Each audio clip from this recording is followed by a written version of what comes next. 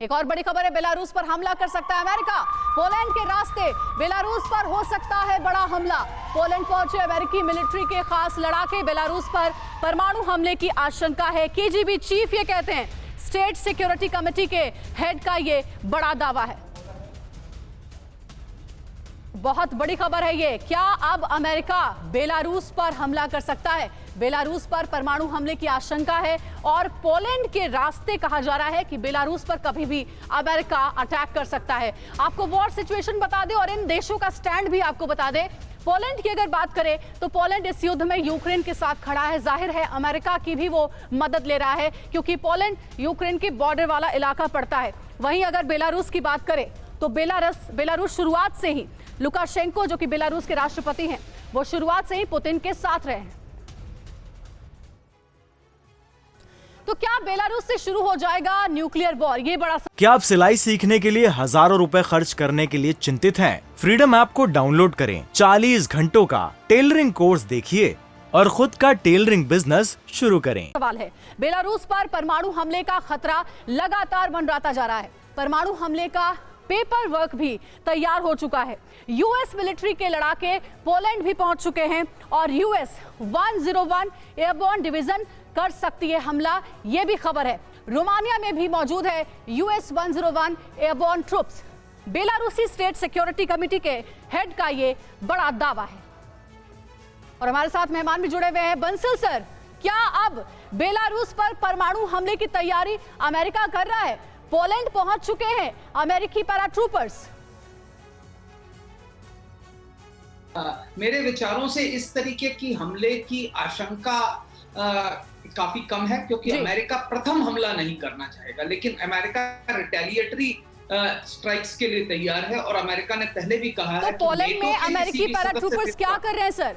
वो पैराट्रूपर्स जो कि युद्ध लड़ने में माहिर हैं और बेलारूस और पोलैंड के बीच की दूरी बहुत कम है, ये आप भी जानते हैं।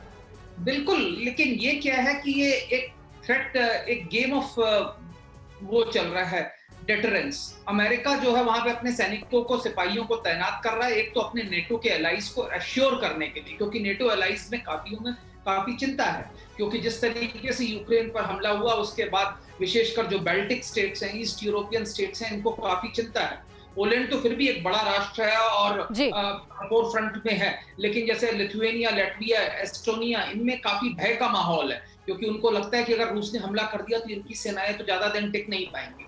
तो ये जो सेना की नियुक्ति हो रही है अमेरिका के द्वारा अपने नेटो एलाइज को रीएश्योर करने के लिए हो रही है और रूस को भी ये बताने के लिए कि हम रिटेलिएटरी हमले के लिए तैयार हैं, क्योंकि रूस कई समय से, अब जैसे मैंने कहा कि टैक्टिकल न्यूक्लियर वेपन्स के प्रयोग की वो धमकी दे रहा है। तो अमेरिका उनको ये दिखा रहा है कि अगर आपने टैक्टिकल न्यूक्लियर वेपन किया तो फिर परमाणु हथियारों, यानी कि बंसल सर समझे अगर आपकी बात, तो यही कुल मिलाकर के अमेरिका दरअसल रूस को अपनी तैयारियों के बारे में बताना चाह रहा है कि अगर आप परमाणु हमले की धमकी देंगे तो उसके लिए हम पूरी तरीके से तैयार है, चाहे पोलैंड में क्यों ना अपने सैनिकों को भेजना पड़े। अब देखिए कुछ दिलचस्प जानकारियां हैं, वॉर जोन में क्या कुछ घट रहा है, सारी अपडेट्स हम आप तक पहुंचा रहे हैं। अभी की सिचुएशन क्या है वो हम आपको बताते हैं। परमाणु युद्ध वाया बेलारूस। बेलारूस की भूमिका एक बार फिर से बहुत बड़ी हो गई है। जो हालिया स्टेटमेंट आया है उसके बाद अमेरिका के शामिल होने से युद्ध गंभीर हो सकता है, ये तो सभी जानते हैं। और यूक्रेन में कहा जा रहा है कि अमेरिकी सैनिकों के पहुंचने का दावा है। पोलैंड के शामिल होने पर युद्ध का दायरा बढ़ सकता है। पोलैंड में कहा जा रहा है अमेरिकी पैराट्रूपर्स पहुंचे हैं। अमेरिका पोलैंड अगर दोनों ही इस युद्ध में आ गया तो फिर इसके गंभीर परिणाम होंगे। यूरोपीय देश युद्ध में सीधे तौर पर शामिल हो सकते हैं। अगर अमेरिका पर हमला होता है या फिर पोलैंड की भूमिका इस युद्ध में होती है तो फिर यूरोपीय कंट्रीज भी सामने आ जाएंगे।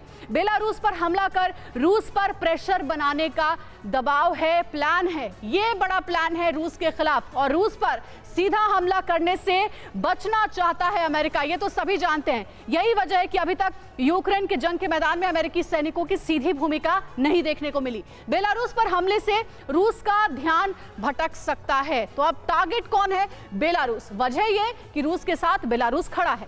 बेलारूस पर हमले के बाद रूस की जो स्ट्रेटजी है वो बदल सकती है क्योंकि रूस और बेलारूस बहुत अच्छे दोस्त हैं और इन दोनों दोस्तों ने शुरुआत से ही युद्ध में एक दूसरे के साथ खड़े रहने का दावा और वादा किया है। क्या आप सिलाई सीखने के लिए हजारों रुपए खर्च करने के लिए चिंतित हैं? फ्रीडम ऐप को डाउनलोड करें, 40 घंटों का टेलरिंग कोर्स देखिए और खुद का टेलरिंग बिजनेस शुरू करें।